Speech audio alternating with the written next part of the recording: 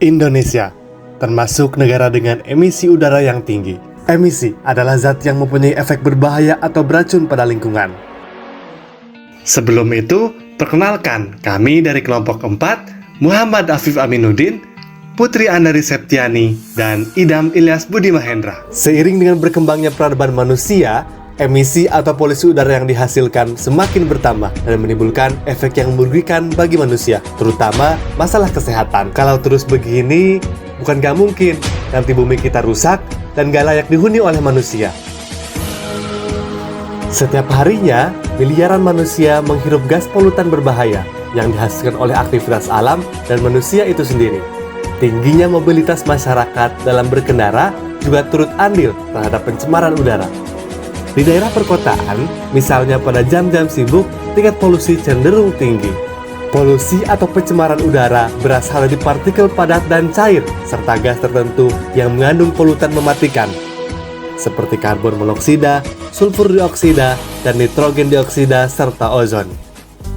Terdapat dua cara untuk emisi dapat memasuki udara. Yang pertama point source, di mana polutan berasal dari satu sumber seperti emisi pabrik. Yang kedua adalah non-point source, di mana polutan berasal dari banyak sumber seperti mobil. Terdapat dua jenis polutan, di mana polutan primer adalah polutan yang dapat menyebabkan kerusakan secara langsung atau bereaksi di udara untuk membentuk zat yang merusak, serta polutan sekunder, di mana polutan ini terbentuk sebagai reaksi antara polutan primer dan komponen udara. Polutan di udara adalah molekul-molekul kecil yang dapat dengan mudah masuk ke dalam tubuh di saat kita bernafas. Mereka dapat menyebabkan inflamasi di paru-paru yang dapat mengakibatkan kehilangan kapasitas dan mengurangi fungsinya seiring dengan berjalannya waktu. Penumpukan semacam ini dapat menyebabkan penyakit pada paru-paru kita seperti asma, emfisema bronkitis, bahkan kanker.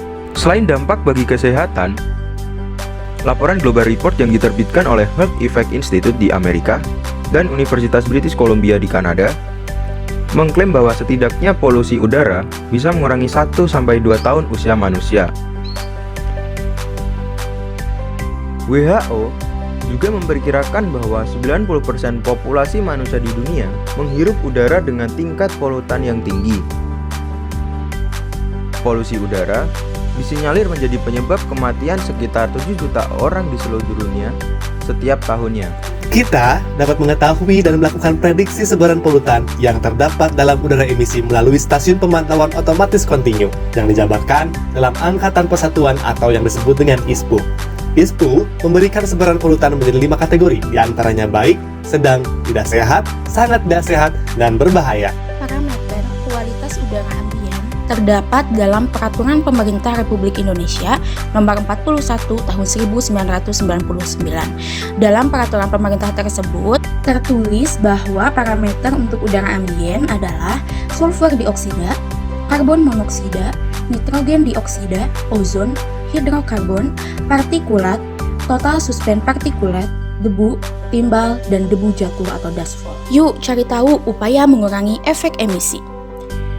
Lingkungan hidup merupakan kesatuan sistem yang saling berkaitan antara alam dengan makhluk hidup. Sejatinya, manusia diciptakan sebagai khalifah di bumi.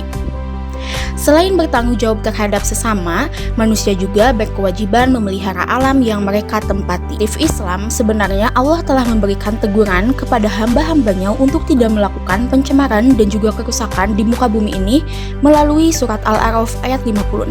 Ada banyak cara mudah untuk mengurangi polusi udara dengan mempraktikkan di lingkungan sekitar. Kamu bisa berperan penting untuk alam sekitar. Contohnya, kita bisa beralih menggunakan transportasi umum, menggunakan sepeda, atau sekedar berjalan kaki untuk meminimalisir asap kendaraan yang menjadi sumber polusi. Selain berkontribusi mengurangi pencemaran udara, aktivitas tersebut tentunya jauh lebih menyehatkan bagi tubuh.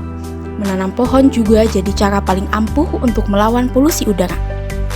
Semakin banyak penghijauan di lingkungan, maka dampaknya akan semakin baik untuk kualitas udara yang kita hirup. Mari kita kenali tentang ISPU.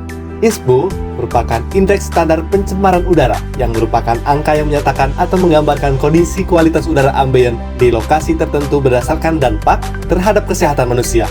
Inovasi regulasi dalam upaya mengurangi emisi yang dapat dilakukan adalah wajib memiliki garasi bagi pemilik kendaraan bermotor. Yang terakhir adalah mengurangi penggunaan kendaraan bermotor.